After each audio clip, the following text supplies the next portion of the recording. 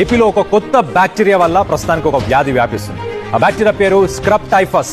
ఈ scrub typhus అనే ఈ బ్యాక్టీరియా వల్ల ఒక మహిళ మృతి చెందిందంటే, ఈ స్క్రబ్ టైఫస్ అనేది ఒక చిన్న పిరుదులు లాంటివి. ఈ పొదలు ఉంటాయి కదా, పొదలు పచ్చిక, దాని లోపల ఈ పిరుదులు లేకపోతే నల్లు లాంటివి దాని మీద ఉంటాయి. ఆ ఇన్సెక్ట్ మనిషి ఎప్పుడైతే ఆ పొదల దగ్గరికి వెళ్తాడో, ఆ మైట్ మనిషిని కుట్టినప్పుడు అప్పుడు స్క్రబ్ టైఫస్ అనే డిసీజ్ వస్తుంది. స్క్రబ్ టైఫస్ యొక్క లక్షణాలు ఏంటి అంటే, ఎక్కడైతే పురుగు పుడుతుందో అక్కడ ఎష్కార్ అనేది ఫామ్ అవుతుంది. ఎష్కార్ అంటే ఏంటి అంటే, నల్లగా ఒక పైన చూపించిన బొమ్మలో నల్లగా ఫామ్ అయింది చూడండి, అలా ఉంటుంది. అది కానీ ఉంది అంటే అది స్క్రబ్ టైఫస్ అయి ఉండొచ్చు.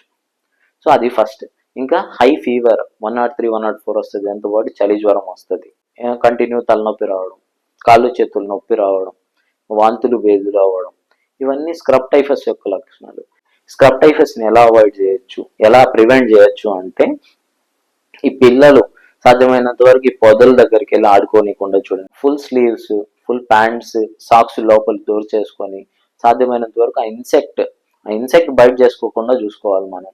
ఇంకా తెల్ల డ్రెస్ లేకపోతే లైట్ కలర్ కానీ వేసుకున్నారు అంటే, ఆ ఇన్సెక్ట్ ఒకవేళ దీని మీద కానీ ఉందంటే మనం ఐడెంటిఫై చేసి దాన్ని తీసేయచ్చు, ఉంది అనేసి తీసేయచ్చు. ఇంకా బట్టలు ఒకవేళ మీరు చెరువులో ఎవరైనా దోబి కానీ వేస్తే వాళ్ళు ఉతికి చెరువు గట్టి మీద కానీ ఆరేస్తే ఆ ఇన్సెక్ట్స్ అనేది దాని మీద ఉండొచ్చు.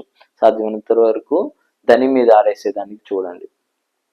ఒకవేళ మీకు కానీ ఫీవర్ కానీ హై ఫీవర్, ఇంకా చలి జ్వరము ఇలాంటివి ఏమన్నా ఉంది అంటే, ఒక 3 days 4 days కానీ తగ్గకుండా ఉంటే వెంటనే డాక్టర్ దగ్గరికి వెళ్తే స్క్రబ్ టైఫసా, దాని లక్షణాలు ఉన్నాయా లేదా, వాటి టెస్టులు చేస్తారు. ఇవన్నీ చూసుకొని అది స్క్రబ్ టైఫసా కాదా అని తెలుసుకొని ప్రాణాంతకమైన వ్యాధి నుంచి బయటపడే అవకాశం ఉంటుంది.